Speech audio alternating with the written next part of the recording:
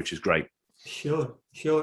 Mark, now I'm curious, like you were talking about like how you started from understanding the animal behavior.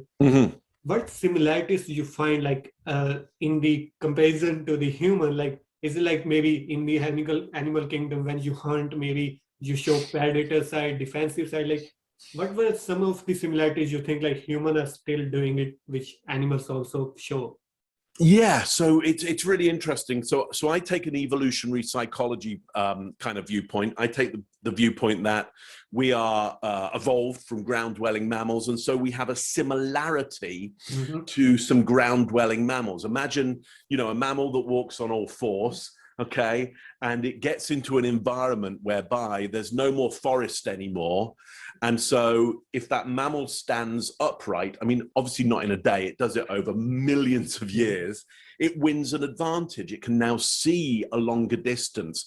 It can smell over the air rather than sniffing the ground. It now smells over the air. It can see over the plains.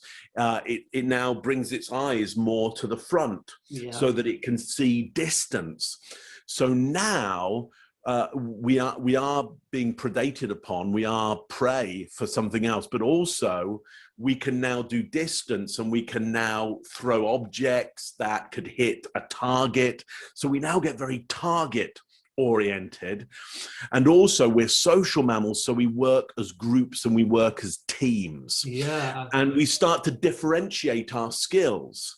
You know, I start to go, it's not that useful if Harpreet does exactly what I do. Like, what's Harpreet good at? What am I good at? And how can we co-opt with each other and trade with each other in order to win each other's skills and help each other survive?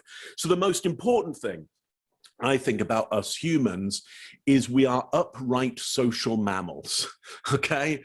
And when we stand upright, essentially this area becomes vulnerable. Okay, especially this area. Yeah, this area here is very, very vulnerable.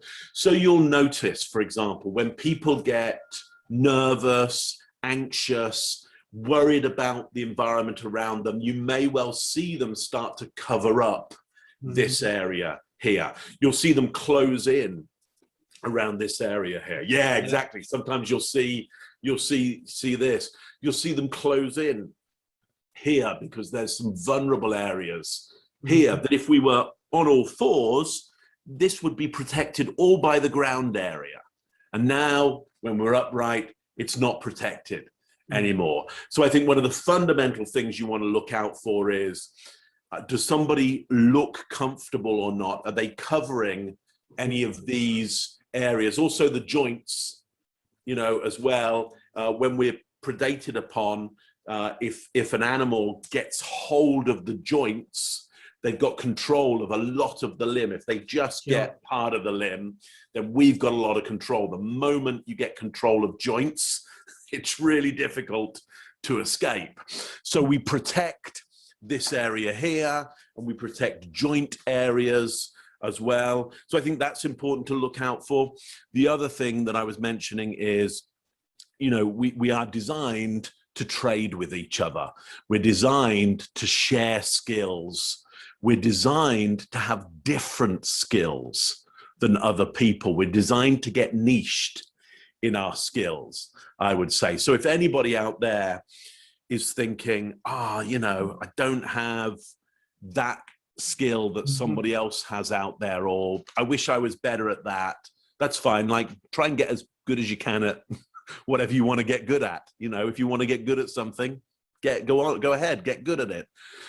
But also look out for the things that you think you do better than other people, because there may be some you know, DNA design in your body or your brain that is designed for you to be better at that. And you may have grown up in a particular group who supported you around that skill.